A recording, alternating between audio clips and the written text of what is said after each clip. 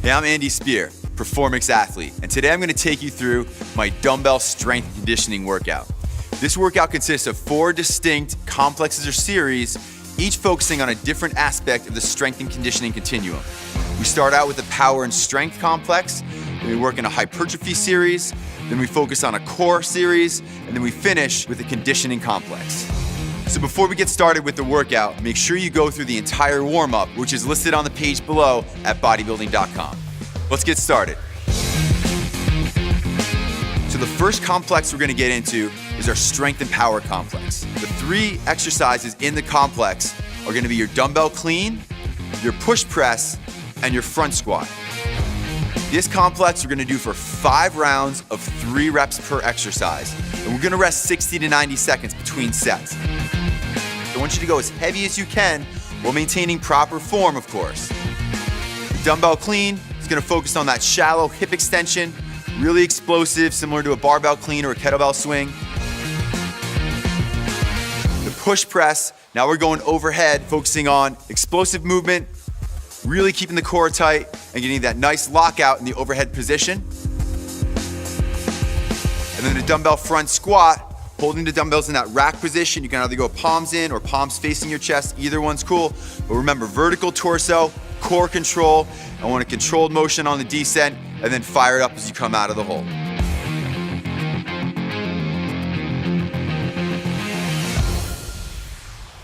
The next step in this workout is the hypertrophy series. So we're gonna work in 4 sets of 10 per exercise. That's right in the middle of that hypertrophy continuum. You're gonna go through each exercise back to back and then take about 60 seconds rest before you go back and start it over again. First exercise is gonna be your dumbbell crush press. We're gonna do this on the floor, so you don't need a bench of any kind. The crush press, you're gonna squeeze those dumbbells together like you're pushing in at the top of a fly as you go through that pressing motion. It's gonna really increase the time under tension of your chest, your pectoral muscles during that floor press. After the floor press, set the dumbbells down, you're gonna get up, we're gonna do a set of 10 bent over rows. Again, don't rush through the rows, give me a big squeeze at the top, pulling the elbows up, working on time under tension, muscular tension for this hypertrophy complex. After the bent over rows, you're gonna go into a reverse lunge. You're gonna do 10 reps on each leg. You're gonna pick one side, do 10, and then the other side, do 10. 2 options as far as where you hold the dumbbells on this. You can hold them down by your side, but if your grip's getting a little shot, because sometimes it does on these, you can hold the dumbbells in the rack position. Either one is cool. The rack's gonna give you a little more core work. Down here is gonna give you a little more grip work, so wherever you're at, it's gonna work the legs just the same. Next up is our core focus dumbbell series. You're gonna go 2 rounds on each arm. You go through the entire 4 exercises with your right hand, take a short break, then go through the entire 4 exercises with your left hand. We're gonna start out with a dumbbell snatch. One of my favorite exercises to work some explosive movements, but also what it does is gonna get you a little out of breath. One of the most crucial times to be able to control your core and posture is when you're breathing heavily. When we're doing the farmer's carry, one thing I want you to focus on is shifting your body weight slightly towards the side of the dumbbell. Your body's gonna wanna naturally shift away from it to bring that dumbbell closer to your center of gravity as a compensation.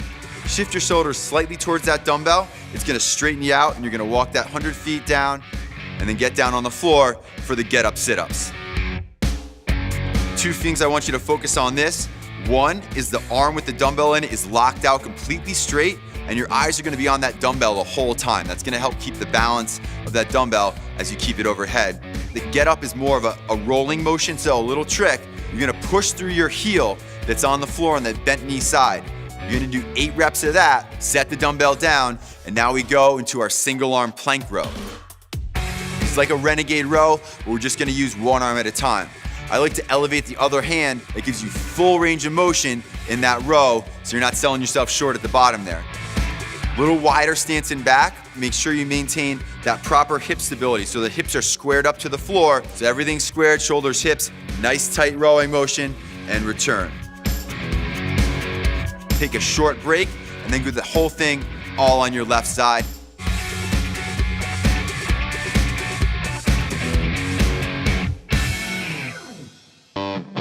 Conditioning complex, you're just gonna go through 2 rounds of this. First exercise, a split stance alternating hammer curl. The split stance position I want to put you in here, that back leg's going to be extended a little further than you would be in a normal split squat position, but we're still going to work that back glute tucked under and fired, and abs really, really tight, as we want to keep that torso very vertical the entire time. 20 reps, 10 each arm of an alternating hammer curl. Switch the legs. You're going to go immediately into an alternating shoulder press. We're gonna keep that grip neutral, so palms in the whole time. No need to rotate at the top. We want these moving at a pretty quick clip, but maintaining good form and posture, of course. After you finish the 20 reps of the alternating shoulder press, dumbbells come back down to your side. We do 20 split switches. Now we're gonna switch our right leg in front to our left leg from that split stance back and forth. Couple cues on this. Again, I wanna maintain that vertical torso. And also, I want you to try to keep your hips as low as possible, so we're not jumping up and down off the floor. They'll move a little bit, but the idea is to move your feet as quickly as you can back and forth, rather than getting that vertical elevation off the floor. When you finish that, we come back to a squared up stance, feet hip width apart, and we finish with 10 squat curl to presses. So it's gonna be a squat, hammer curl, and press overhead for 10 reps. You're gonna rest about 60 seconds and then do that one more time to finish off the workout.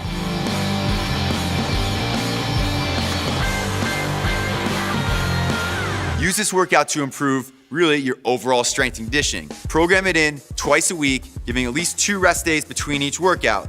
Do that for 3 weeks. If you like the results, you can tack on another week or 2, maybe increase the loading or decrease your rest time in between work sets to keep making some gains on it.